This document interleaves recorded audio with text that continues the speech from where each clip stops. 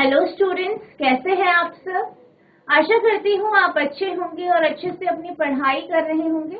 मैं मोनिका रावत आपका स्वागत करती हूँ आईसीटी वर्ल्ड क्लासरूम देहरादून में। बच्चों, आज हम क्लास 7 का जो आपका सब्जेक्ट है साइंस, उसका चैप्टर मोशन एंड टाइम को कंटिन्यू करें। तो बच्चों, पिछले लेक्चर में आज हम इसके एक्सरसाइज के क्वेश्चंस डिस्कस करेंगे। तो बच्चों, आज का आपका पहला प्रश्न है, classify the following as motion along a straight line, circular और ऑसिलेटरी मोशन। निम्नलिखित को सीधी रेखा में गति, वृत्ताकार गति, दोलन गति के रूप में वर्गीकृत करें। पहला है motion of your hand while run, दौड़ते समय आपके हाथों की गति। दूसरा है motion of a horse pulling a cart on a straight road, सीधी सड़क पर गाड़ी को खींचते घोड़े की गति। Motion of a child in a merry go round, seesaw पर बच्चे की गति या मैरी गो राउंड पर बच्चे की गति। Motion of a child on a seesaw, seesaw पर बच्चे की गति। Motion of the hammer of an electric bell, विद्युत घंटी के हथौड़े की गति। Motion of a train on a straight bridge, एक रेलगाड़ी की पुल पे गति। तो ये आपके पास कुछ जो है आपको सिचुएशन दी गई है। आपको ये बताना है कौन सी जो है सरल रेखी गति कर रहा है, कौन सी वृत्तीय गति कर रहा है और कौन से केस में आपको दोलन गति दिखाई दे। तो अगर हम बात करें पहले केस की, फर्स्ट केस है motion of your hand while run, दौड़ते समय आपके हाथों की गति।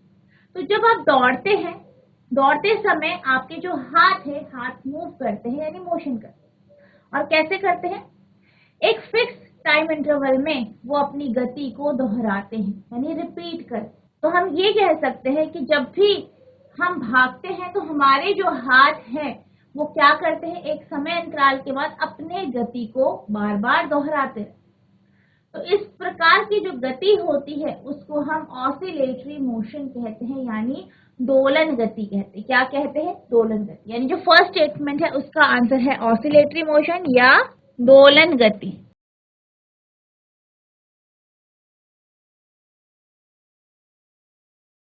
नेक्स्ट है motion of a horse pulling a cart on a straight, सीधी सड़क पर गाड़ी को खींचते घोड़े की गति। यानी एक सीधी सी सड़क है, स्ट्रेट जो है पाथ है, और उस पाथ पे, उस रास्ते पे जो है एक घोड़ा है। घोड़ा क्या कर रहा है? जो गाड़ी है उसे खींच रहा है।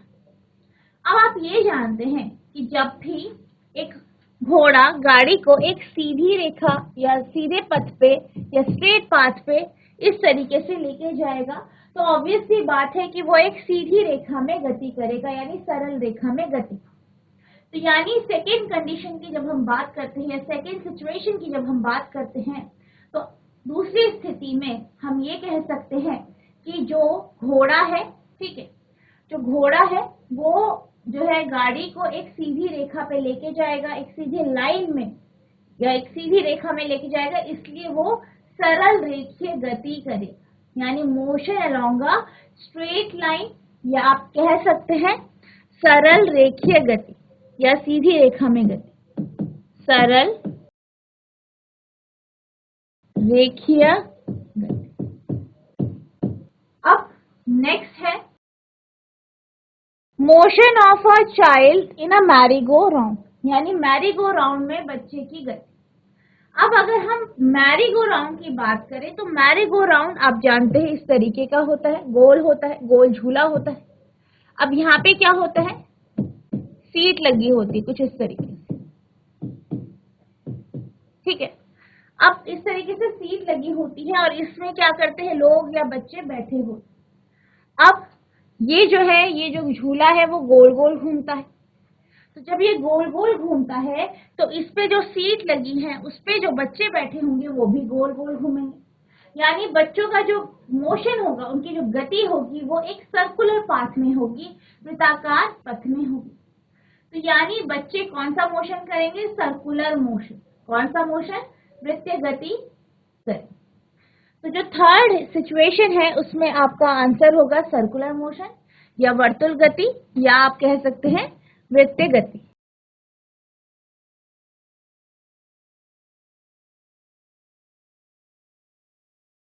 नेक्स्ट है ऑसिलेटरी मोशन। आपका motion of a child in a seesaw, यानी जो सीसॉ है उसमें बच्चे का मोशन कैसा होगा, गति कैसी होगी। तो जब हम बात करते हैं बच्चे के मोशन की, गति की, एक सीसॉ, ठीक है, सीसॉ, तो हम ये जानते हैं कि बच्चे जो है, सीसॉ क्या होता है, एक झूला होता है, झूले पे बैठे होते हैं, कुछ इस तरीके का होता है seesaw.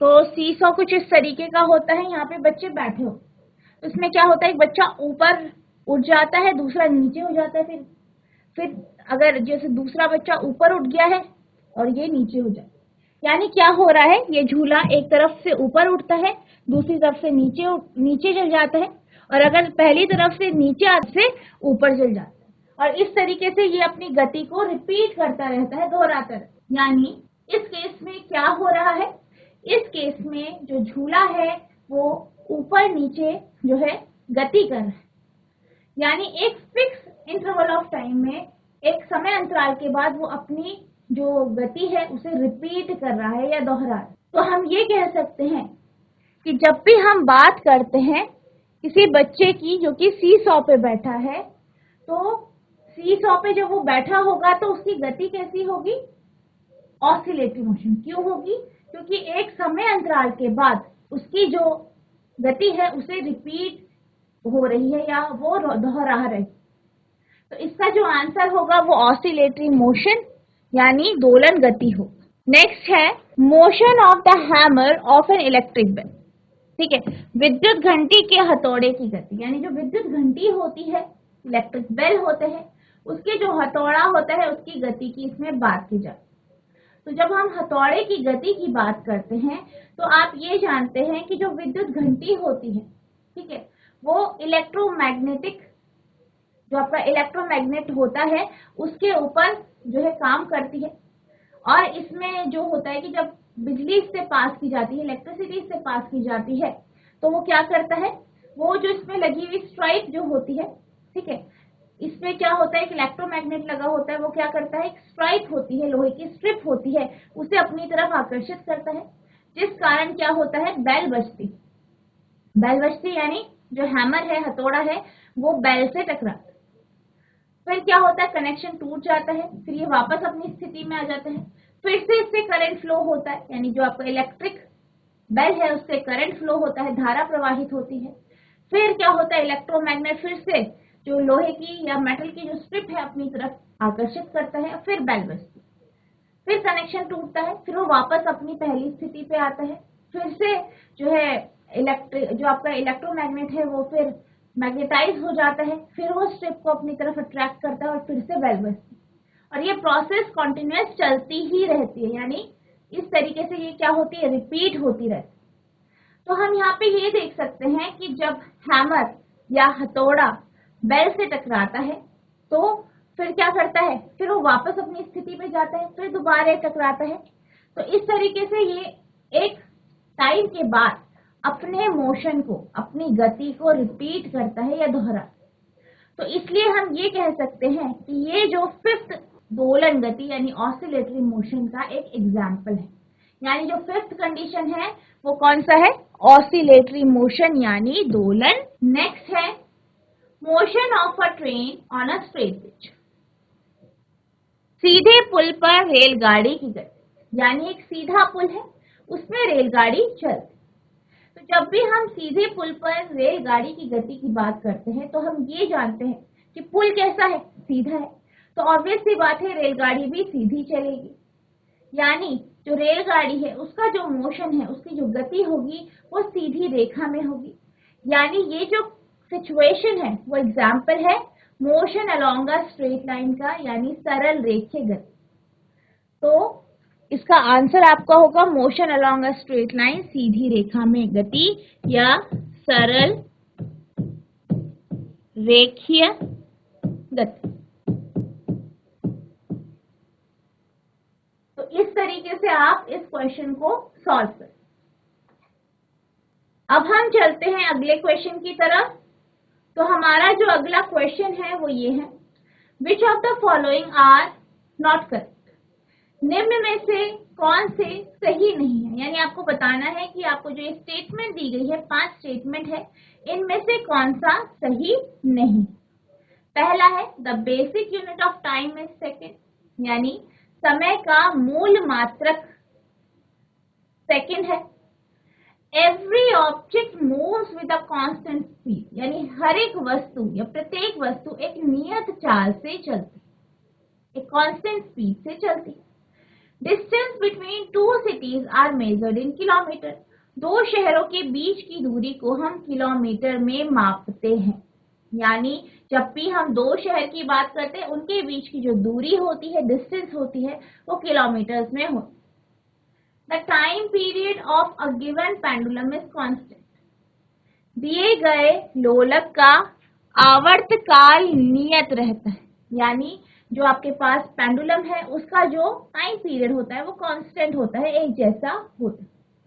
The speed of a train is express in metre per hour, यानी रेलगाड़ी की गति को मीटर प्रति घंटे की जो मात्रक है उसमें एक्सप्रेस किया जाता है, व्यक्त किया जाता है। तो ये आपके कुछ क्वेश्चंस हैं, आपको ये बताना है इसमें से कौन सा गलत है। अगर हम बात करें पहली स्टेटमेंट की, समय का मूल मात्रक सेकंड है, तो ये बिल्कुल सही, क्योंकि आपने ये देखा होगा कि जो आपका बेसिक यूनिट है समय की वो क्या होती है, सेकंड होती है। तो पहला स्टेटमेंट बिल्कुल करेक्ट है, सही। नेक्स्ट है every object moves with a constant speed, प्रत्येक वस्तु एक नियत चाल से चलती।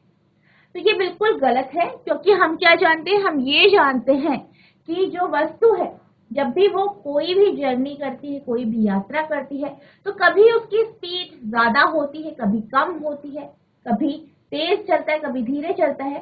तो यानी स्पीड कैसी है, कांस्टेंट नहीं है, एक जैसी, एक समान नहीं है, यानी नियत चाल बिल्कुल भी नहीं। तो अगर हम बात करें सेकंड स्टेटमेंट की, तो ये कैसी है, ये बिल्कुल गलत है, रॉन्ग। नेक्स्ट है distances between two cities are measured in kilometre, दो शहरों के बीच की दूरी को किलोमीटर में मापा जाता है। तो ये बिल्कुल सही है, जब भी हम दो शहर की बात करते हैं हम हमेशा दूरी किलोमीटर में बताते हैं, ठीक है। तो ये जो स्टेटमेंट है ये बिल्कुल करेक्ट है, बिल्कुल सही। नेक्स्ट है the time period of a given pendulum is constant, यानी दिए गए लोलक के जो टाइम पीरियड होता है वो एक जैसा होता है। तो जब भी हम किसी भी लोलक या किसी भी पेंडुलम की बात करते हैं और उसके टाइम पीरियड की बात कर रहे हैं, वो मोशन कर रहा है, गति कर रहा है, उसके टाइम पीरियड की बात करते हैं, तो उसका जो टाइम पीरियड होता है वो कांस्टेंट नहीं होता है, क्योंकि जो आपका टाइम पीरियड है वो किसी कंडीशन में ज्यादा होगा, किसी में कम होगा, यानी सेम जो आपका पेंडुलम है उसके लिए किसी कंडीशन में ज्यादा होगा, किसी में कम होगा। तो अगर हम फोर्थ स्टेटमेंट की बात करें तो फोर्थ स्टेटमेंट बिल्कुल गलत है। इसी तरीके से अगर हम फिफ्थ स्टेटमेंट की बात करते हैं, फिफ्थ स्टेटमेंट क्या है कि ट्रेन की जो गति होती है या चाल जो होती है उसे हम मीटर पर आवर में एक्सप्रेस करते हैं। तो जब भी हम ट्रेन की गति की बात करते हैं तो इसे हम हमेशा किलोमीटर पर आवर में एक्सप्रेस करते हैं, किलोमीटर प्रति घंटे में ही एक्सप्रेस करते हैं, यानी फिफ्थ स्टेटमेंट भी रॉन्ग है, यानी गलत है। यानी इस केस में जो गलत स्टेटमेंट्स हैं, इनकरेक्ट स्टेटमेंट्स हैं, वो है every object moves with a constant speed, the time period of a given pendulum is constant, the speed of a train is expressed in meter per hour। तो ये आपके इनकरेक्ट स्टेटमेंट्स है, तो इसको आप इस तरीके से लिख देंगे। Incorrect statements are every object moves with a constant speed, the time period of a given pendulum is constant, the speed of a train is expressed in meter per hour, metre per hour. गलत कथन है प्रत्येक वस्तु एक नियत चाल से चलती है, दिए गए लोलक का आवर्तकाल नियत रहता है, रेलगाड़ी की गति मीटर प्रति घंटे में व्यक्त की जाती है। अब आपके पास एक क्वेश्चन है ये आपका एक न्यूमेरिकल क्वेश्चन है, आपको इसको सॉल्व करना। तो आपका क्वेश्चन है, a simple pendulum takes 32 seconds to complete 20 oscillations, what is the time period of pendulum. यानी पेंडुलम है, एक लोलक है, उसे 32 सेकेंड लगते हैं 20 ऑसिलेशन या 20 दोलन को पूरा करने में। तो आपको ये बताना है कि टाइम पीरियड क्या होगा पेंडुलम। तो आपको जो जो इंफॉर्मेशन दी गई है उन्हें हम नोट डाउन कर लेते हैं। पहला दिया गया है कि नंबर ऑफ ऑसिलेशन और टाइम। तो सबसे पहले हम ले लेते हैं नंबर ऑफ ऑसिलेशन यानी दोलनों की संख्या। Number of oscillations,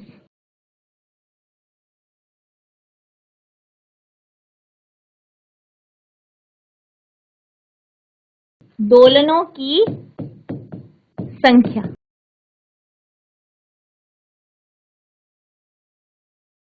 twenty.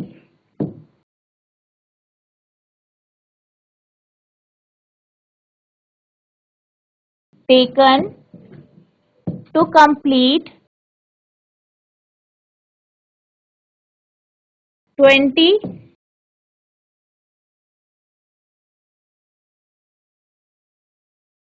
Oscillations, 20 दोलनों को पूरा करने में, 20 दोलन को पूरा करने में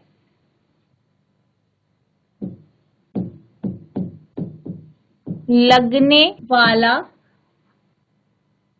समय 32 सेकेंड। तो हमें क्या क्या दिया गया है, हमें नंबर ऑफ ऑसिलेशंस दिए गए हैं, टाइम दिया गया है, हमें क्या निकालना है, हमें समय अवधि या आवर्त काल हमें निकालना है, टाइम पीरियड निकालना। तो अगर हम टाइम पीरियड निकालना चाहते हैं तो हम बेसिकली क्या बोल रहे हैं कि एक ऑसिलेशन को पूरा होने में कितना समय लगता है। ठीक है, तो हमारा जो आवर्त काल है यानी टाइम पीरियड ऑफ ऑसिलेशन,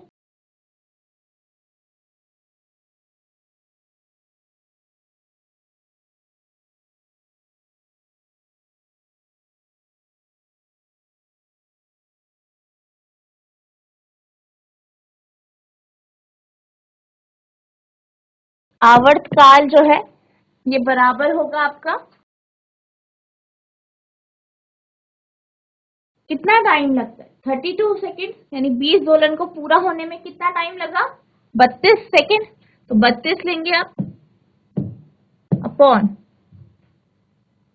कितने दोलन 20 दोलन, तो इससे आप डिवाइड कर देंगे 32 को।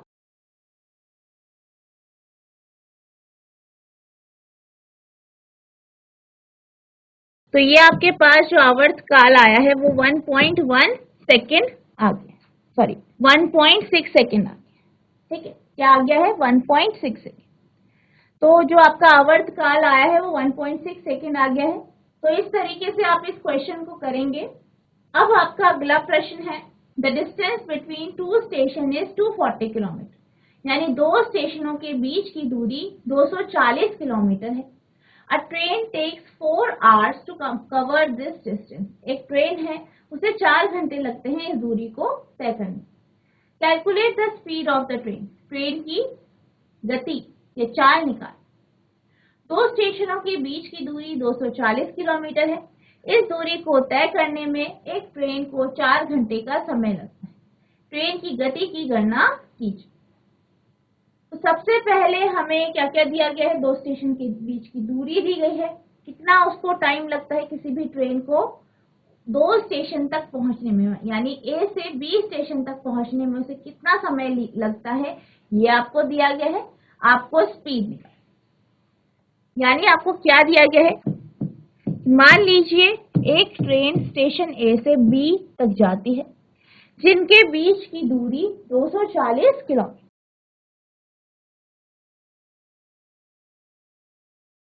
अब ए से बी तक पहुंचने में इसको 4 घंटे लगते हैं। कितने घंटे लगते हैं 4 घंटे, यानी इतना इसको टाइम लगता है।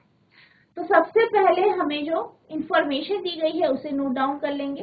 तो हमें सबसे पहले क्या दिया गया है, डिस्टेंस दी गई है यानी दूरी।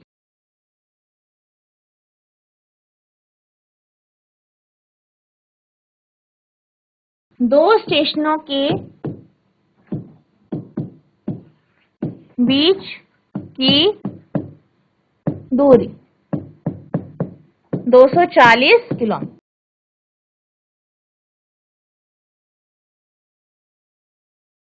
Distance between to stations 240 kilometre. Time taken to cover the distance between the given station 4 hours।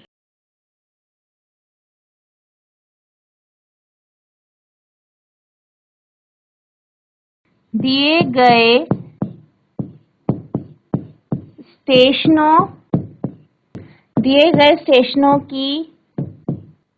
के बीच की दूरी को तय करने में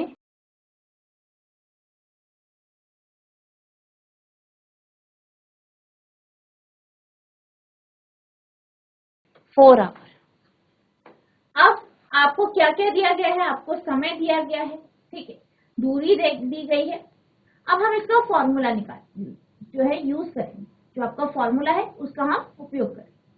तो हम ये जानते हैं कि स्पीड बराबर होता है डिस्टेंस अपॉन टाइम के, यानी चाल बराबर दूरी बटा समय। दूरी कितनी है, 240 किलोमीटर। समय कितना लगा, 4 घंटा। 240 बटा 4, तो ये आपका गया 60 किलोमीटर पर आवर। यानी जो ट्रेन है उसकी जो स्पीड है वो कितनी है, 60 किलोमीटर प्रति घंटा। यानी speed of train is 60 kilometre per hour. Train की चाल 60 किलोमीटर प्रति घंटा है। तो बच्चों इस तरीके से आप इस क्वेश्चन को सॉल्व करें। The odometer of a car read 5732.0 kilometre. यानी एक कार है, उसका जो ओडोमीटर है वो जो है जब 8:30 बज रहे हैं सुबह के, उस समय 57,321 किलोमीटर शो कर, 57,321 किलोमीटर उसमें शो हो। What is the distance moved by the car? Car ने कितनी दूरी तय की है, अगर if at 8:50, अगर 8:50 में the odometer reading has changed to 57,336 kilometre, 57,336 kilometre. यानी अगर 8:50 पे जो ओडोमीटर है वो 57,336 किलोमीटर की रीडिंग दिखाता है, तो कैलकुलेट द स्पीड, यानी आपको पहले दूरी बतानी है, फिर आपको स्पीड निकालनी है। किसमें निकालनी है, किलोमीटर पर मिनट में, ठीक है, यानी किलोमीटर प्रति मिनट में, और किलोमीटर प्रति घंटे में भी आपको इसकी स्पीड या चाल निकालनी है। एक कार का ओडोमीटर 57,321 किलोमीटर पड़ता है जब घड़ी सुबह 8:30 बजे का समय दिखाती है। कार द्वारा तय गई दूरी कितनी है, यदि 8:50 पूर्वाह्न पर ओडोमीटर रीडिंग 57,336 किलोमीटर हो जाता है। इस दौरान कार की गति किलोमीटर प्रति मिनट में परिकलित कीजिए, गति को किलोमीटर प्रति घंटे में भी व्यक्त कीजिए। तो आपको क्या दिया गया है, आपको ओडोमीटर की रीडिंग दी गई है, आपको समय दिया गया है, आपको स्पीड निकालनी है, दूरी निकालनी है, और स्पीड आपको किलोमीटर प्रति मिनट और किलोमीटर प्रति घंटे में निकाल। तो सबसे पहले जो भी हमें इंफॉर्मेशन दी गई है उसे नोट डाउन कर लेते हैं। Odometer reading at 5732 odometer reading at 8:30 AM यानी 8:30 बजे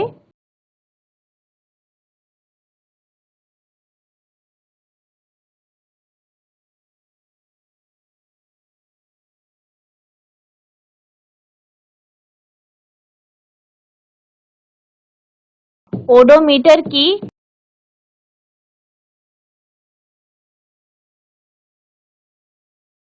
रीडिंग कितनी है? 573210 किलोमीटर।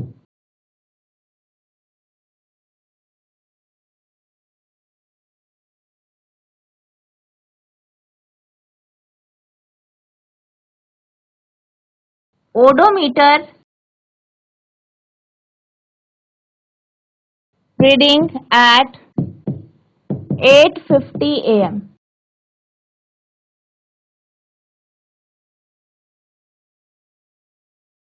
57336.0 किलोमीटर यानी 8:50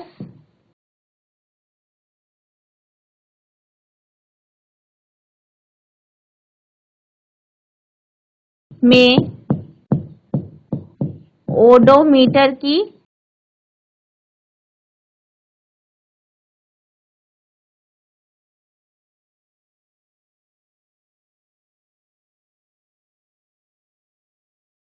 तो हमें 8:30 और 8:50 पे ओडोमीटर की रीडिंग दी गई। तो हमारे पास दूरी कितनी होगी? Distance travelled by car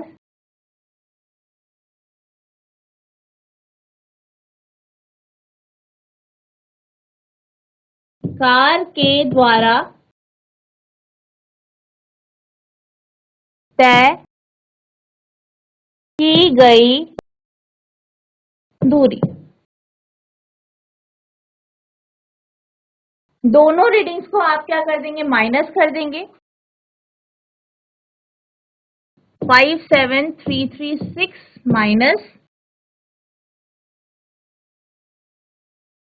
57321। तो आपके पास दो रीडिंग है अलग अलग समय में, उन रीडिंग्स को आप माइनस करेंगे तो आपको दूरी मिल जाएगी। तो हमारे पास जो दूरी आई है वो 15 किलोमीटर की दूरी आई, यानी जो ओडोमीटर है, ओडोमीटर ने जो है कितनी दूरी तय की है? 15 किलोमीटर की दूरी जो है आपके कार के द्वारा तय की गई है, जो कि ओडोमीटर के द्वारा दर्शाई। अब अगर हम टाइम की बात करें, समय की बात करते हैं, तो टाइम जो है, तो जो टाइम लगा है वो कितना लगा है? 850 माइनस 830 यानी 20 मिनट का टाइम लगा है। ठीक है, यानी समय कितना लगा? 20 मिनट। दूरी कितनी तय की गई? 15 किलोमीटर प्रति घंटा। अब अगर हम चाल के बारे में बात करें, स्पीड के बारे में बात करें, तो जो चाल है, स्पीड, तो आप जानते हैं स्पीड बराबर होता है डिस्टेंस अपॉन टाइम, दूरी बटा समय। दूरी 15 किलोमीटर, समय 20 मिनट। तो जो दूरी तय की है वो 0.75 किलोमीटर पर मिनट यानी 0.75 किलोमीटर प्रति मिनट की दूरी तय की। तो ये जो दूरी आई है वो किलोमीटर प्रति मिनट में आई है। अब हमें जो दूरी है वो आपको किलोमीटर प्रति घंटे में भी बताना। तो इसको निकालने के लिए हम क्या करेंगे? जो हमारे पास दूरी आई है, जो कि हमारी किस में है? किलोमीटर प्रति मिनट में है, इसको घंटे में कन्वर्ट करने के लिए, यानी किलोमीटर प्रति घंटे में पूरा कंप्लीट दिखाने के लिए हम क्या करेंगे? या तो हम हम क्या करते हैं, या तो हम इसको जो है मल्टीप्लाई कर देंगे 60 से यानी 60 से, या आप ऐसे भी कर सकते हैं कि आप यहाँ पे जो टाइम दिया गया है इसे घंटे में कन्वर्ट करें। ठीक है, तो अगर हम इसे घंटे में कन्वर्ट करते हैं तो आप इसको यानी 20 मिनट को 60 से डिवाइड कर दें तो आपके पास आ जाएगा 0.3। ठीक है, या आप ऐसे करके कर सकते हैं, या आप इसको सिंपली इसको मल्टीप्लाई कर देंगे 60 से,